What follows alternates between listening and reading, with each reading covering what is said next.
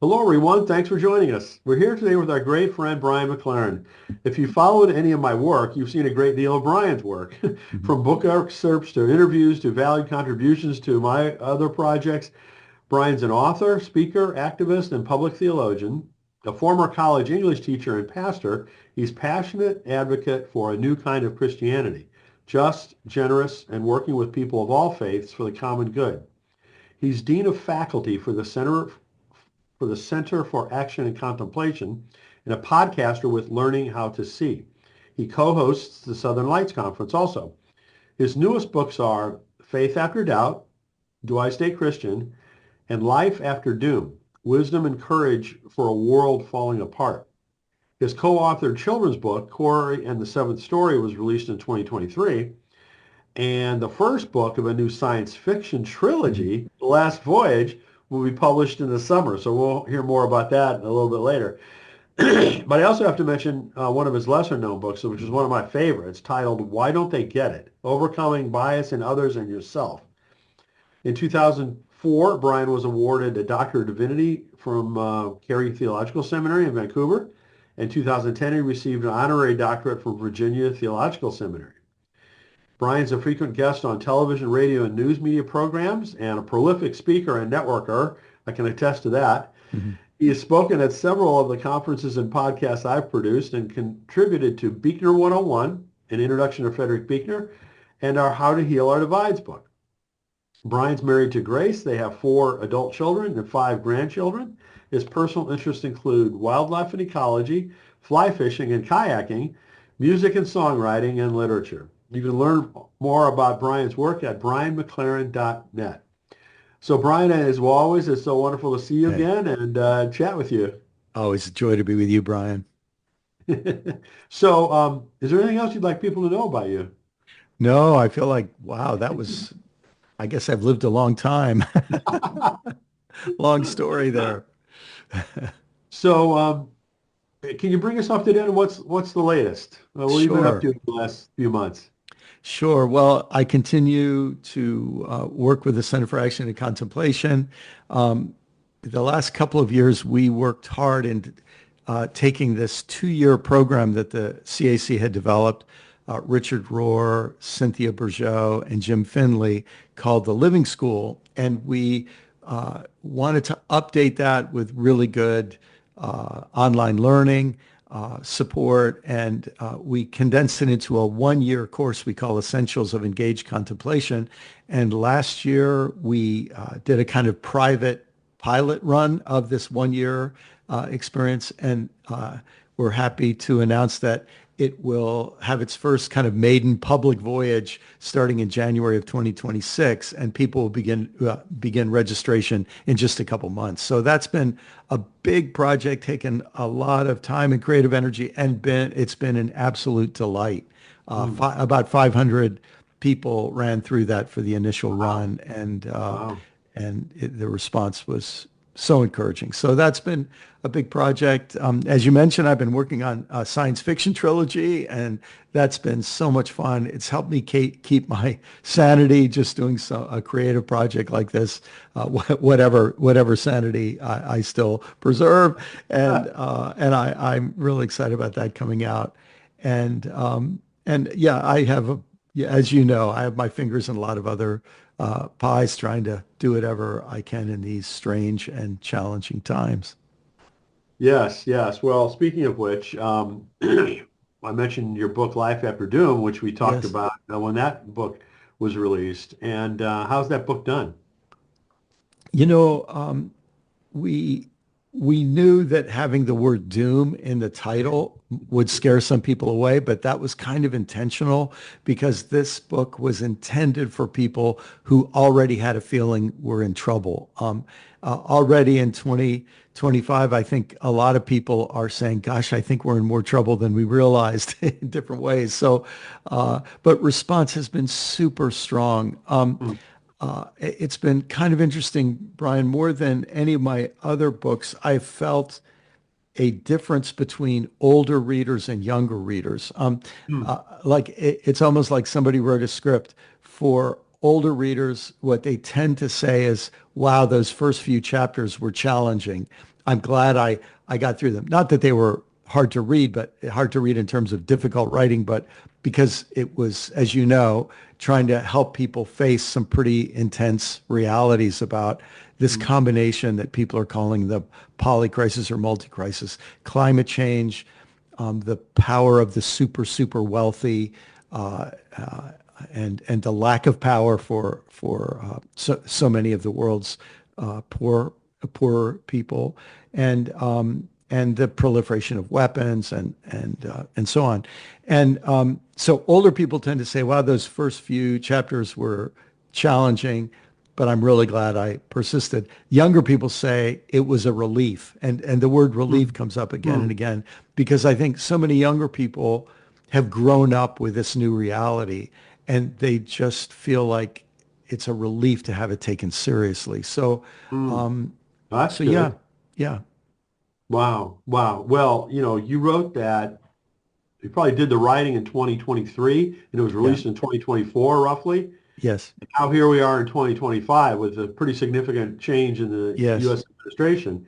yes, And, you know, there are several aspects of that that make the whole set of issues that you describe more dire yes, than what, you'd even originally written about it, I guess is yeah, one way to put it, right? I mean, how are you feeling? yeah. Well, I mean, I'm feeling like everybody. I'm 68 years old, and I never thought I would see what's happening in our world. I mean, I should say, because I wrote this book, I did think about it. But, on an emotional level, I'm still shocked to see how fast it's happening, shocked to Yeah. see how easily it's progressing, shocked to see the failures of so many of our institutions to provide checks and balances as they were intended to.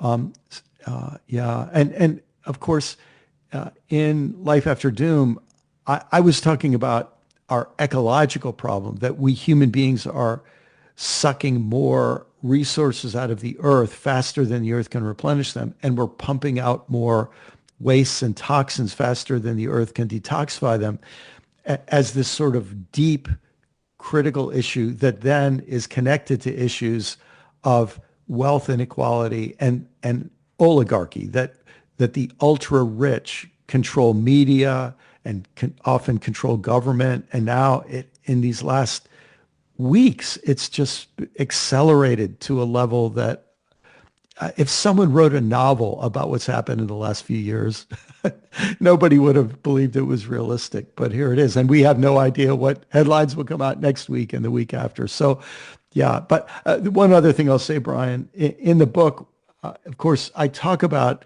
the the the threat of collapse. Obviously, environmental collapse is catastrophic, not only for our species, but for others, and for the whole ecosystem of the earth. But the collapse of civilizations is something that, people don't like to think about, especially when they feel their civilization is working pretty well. But in the book, I describe that collapses normally don't happen all at once. It's like falling down a flight, multiple flights of stairs. You fall down a few stairs, you think, wow, that was bad. Glad that's over. And then you fall down a few more. And so what it feels like we're experiencing right now is one of those falls down a flight of stairs. And we wonder how many people will wake up and whether will be activated and so on. Yeah. Yeah, I mean, what struck me is, you talk, as you said in the book, about the combination in particular of climate change and, our inability to deal with that Yeah. and the resulting, political Yeah. implications as things get worse. Yeah. And what struck me about the election was this was a huge negative for both of those things, Yes. Yes. right? Both in terms of support for doing the right thing relative to the climate, Yes. and also an entire dramatic movement toward authoritarianism and fascism. Yes. And You mentioned earlier this the short ebook that I wrote about bias. Why don't they get it? And one of the biases I talk about, I call cash bias. If your way of making cash makes it uncomfortable for you to see something and face something and admit it, then very likely you'll be in denial about it because there's something in our brains that doesn't like to accept something that gets in our way of making money. And especially the way we've been programmed in this culture. And uh, and of course, the world's richest people tend to make their money through, well, over the last couple of 100 years, 150 years especially, have made their money either directly or indirectly from fossil fuels and from other things that scar and damage and impoverish the environment. So when the world's richest people gain more and more control and influence over even democratically elected officials, their bias is to not take seriously environmental harm. Mhm. And oh my goodness, yeah. And of course, you add genuine authoritarianism and fascism into it, where powerful financial interests, powerful political interests decide that they want to get rid of science and they want to get rid of free and independent journalism and they want to get rid of research into vital issues for our long-term future. And they justify it all in the name of, reducing the budget or reducing the debt or something. What you realize is we're losing things day after day that took decades to build, knowledge bases, expertise bases, and and so few people, it seems, are awake to what's happening. Yeah, yeah. It's I don't feel very positive. I think your Yeah. doom predictions that I felt, were a little bit too negative, Mhm. are not. Mhm.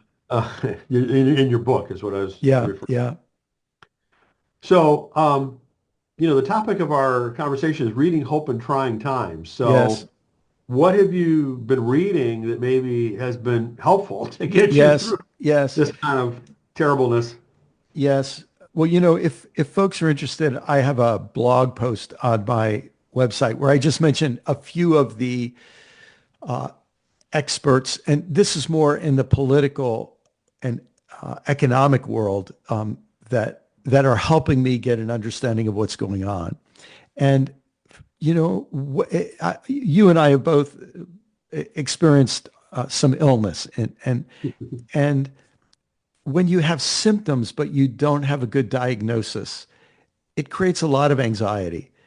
And even if the diagnosis is not particularly, news that you would have been happy about, to have a diagnosis at least lets you know what you're dealing with and lets you know what you should be doing about it. And so one of the things that's been bringing me hope is hearing people that I think are getting deeper and broader diagnoses of what's happening. And so I mentioned some of those people, most but not all of them on Substack, because that's a place where people can get timely information out, Yeah, in a special yeah. way. It's harder and harder to do.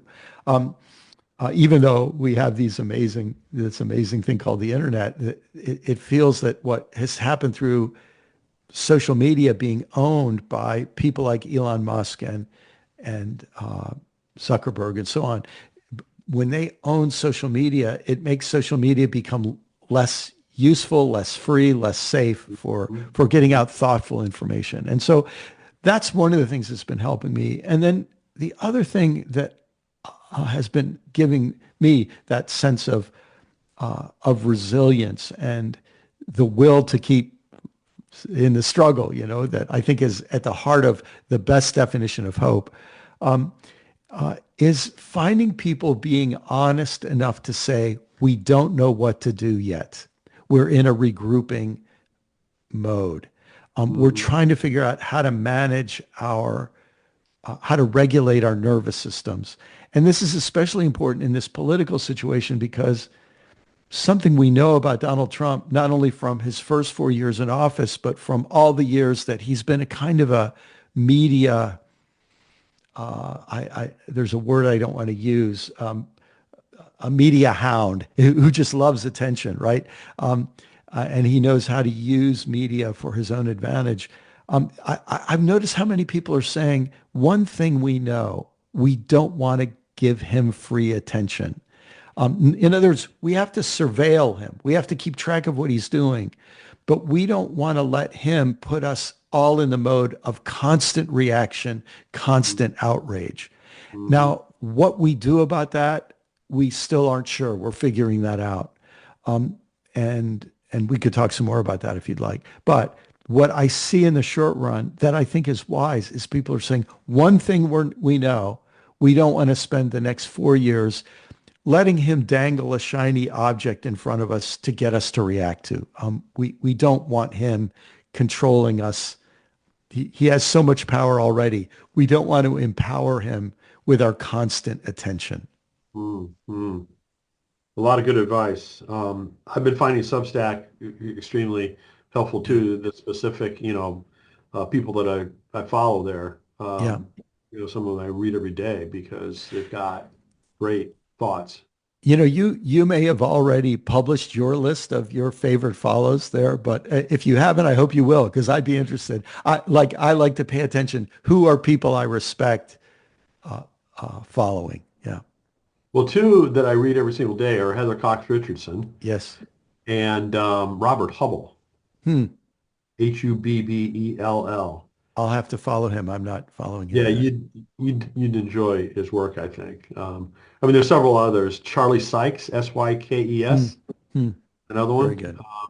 Former conservative radio host in Wow. Wisconsin for Yes. years, and more recently was part of the Bulwark, Yes. Yes. Bulwark, but he Yes. split off on his own, Hmm. to his own separate Substack. But Yes. so Sykes. Great. Those voices of people who were formerly supporters of Trump or of other kind of right wing or right leaning causes who are now sounding the alarm. I think they play a very, very important role. And I hope we'll see their numbers increasing. What tends to happen is the more extremists then throw these people off the bus and call them Republican in name only and that sort of thing. Yeah, yeah. But there's a period of time where they they have a voice that people like me don't have because I've been written off by a lot of those folks for so long. Well, to follow on to your earlier point, there's a huge amount of distraction going on, right? Yeah, All the noise yeah, that's made about, various things, and underneath it all, the destruction of our government yes, and the taking over it, yes, by, you know, wealthy fascist forces. yes, yes, And boy, that's going to take a long, at some point, we'll get past this. yes, And somebody will try to undo that damage. yes. But boy, that's going to be tough. You can destroy in 1 week what it took one Yeah. generation to build, and Hmm. and to rebuild it will not be easy. And especially, I because I was a pastor in the Washington, D.C. area, and a lot of the people in my church were government workers. I have connections in the D.C. area, and so I have to guard confidentiality here, right? But somebody who works in these fields told me recently that their fear was that Musk and his little cadre are are going to destroy data. And when you realize data is a precious thing, right? People, wisdom you can get from studying patterns of behavior over many, many decades. You destroy that data and it's hard to, that's a tragic loss. Mm. And this destruction of data or suppression of data is heartbreaking. I'll just give you a quick example. from the previous Trump administration before, while Obama was president, because I'm deeply, like so many people, I care so much about the environment. I really appreciated a government website that was called Surf Your Watershed. And this was a brilliant idea. They wanted to help people understand that everybody lives in a watershed. The watershed is where the water that falls on your roof of your house, what stream it goes into. And then that stream goes into a river, and that river goes into a bay or gulf or ocean. And in that way, you're connected with everyone upstream from you and downstream from you. So it's Yeah. called Surf Your Watershed, and would help you learn about your watershed. And Mm. I used to give talks where I tell people you should learn your environmental address, because that's where you live in God's creation, right? In connection to creation.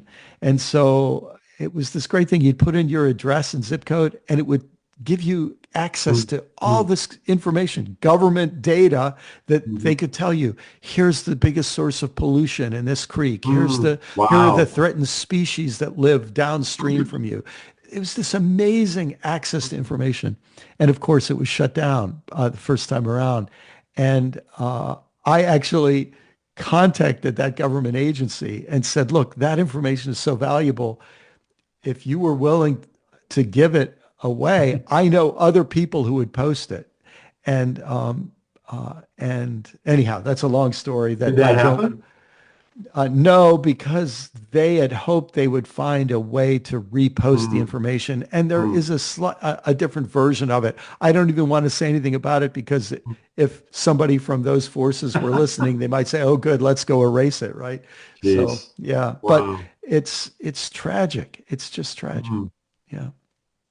So besides reading, what other kinds of things, are you doing to help preserve your sanity? I Yeah. know you do fly fishing. I don't know if you've done any of that lately or not, but Well, I do every chance I get. Here in Southwest Florida, I get out on my kayak and get to fish for tarpon and snook, which is a lot of fun.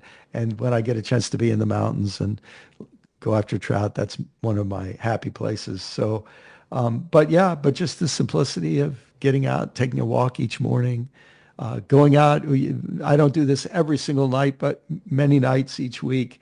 Uh, my wife usually has fallen asleep, and before I turn off all the lights and lock the doors, I go out my front door and look up at the stars and uh, just keep track of, is Jupiter visible tonight? Is Venus visible? Just to sort of reconnect myself to the actual physical creation that mm, that is steady and consistent.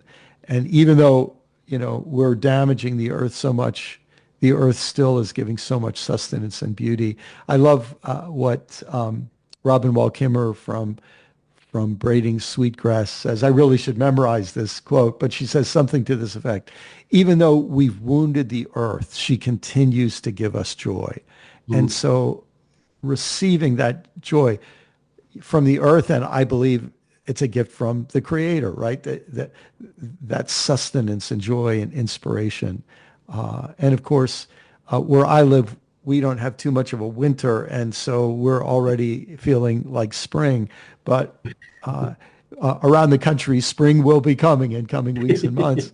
And and just to get out and hear that first Carolina wren of the season.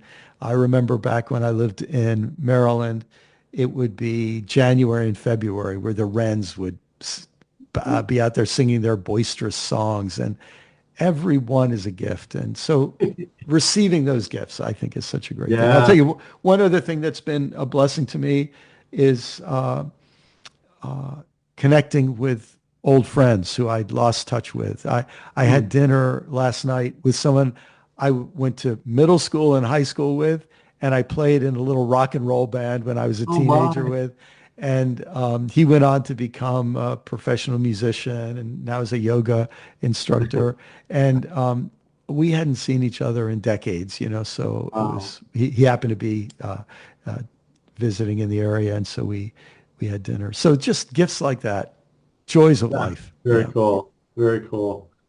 Well, I want everybody to hear a little bit more about the new book coming Yeah. out this summer. That's a departure from, the types of things you've written before, so it's pretty exciting. It is. I wrote a trilogy, sort of fictional trilogy, 2001 to 2004, or 2005, called, the first was called A New Kind of Christian, and the second was Yeah.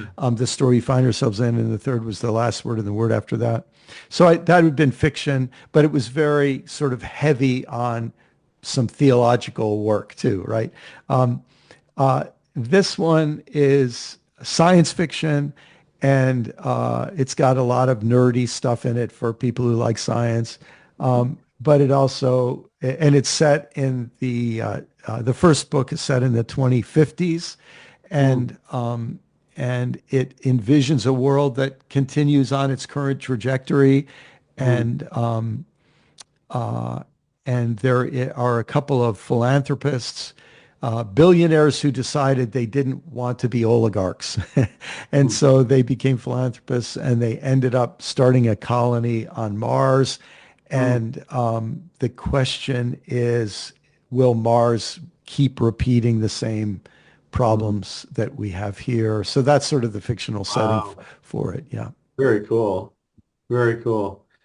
And then, of course, I have to ask you, what do you have coming up next in terms of speaking engagements or, other things going on you want to tell folks about? Well, so much. Yeah, I mean, folks can always go on my website, brianmclaren.net, under events and see where I'm going to be for the rest of the year. I've got a full travel schedule this year. I'm actually not planning to travel for public speaking next year. So I'm taking a year. I Wow. turn 70. I'm just going to kind of regroup and catch my breath and figure out where the best ways are for me to spend my time Mm, for that next decade. So this will be kind of one of the, I'll have very few public appearances in 2026. So those, I'm looking forward to these events coming up this year. And yeah, some of them are already kind of sold out, but there's mm. still quite a Wow. few where there's plenty of opportunity. Well, Brian, it's always so impressive to, hear all that you're doing. And, I know there's a lot of us that follow all of that, closely and so appreciate all of your work. So big thank you for all of that. And that goes right back to you, Brian. Thanks for all the good that you're doing through your many channels. And I think each of us, we know we can't do it all, but we try to figure out what are we gifted and skilled and uh, placed to do, and we try to do what we can. And we're grateful for every single person who's listening, who's learning what's theirs to do as well. And grateful for every single day that we can still do it. Exactly right. Amen. Amen. All right. Well, thanks again, Brian, and best wishes. Thank you.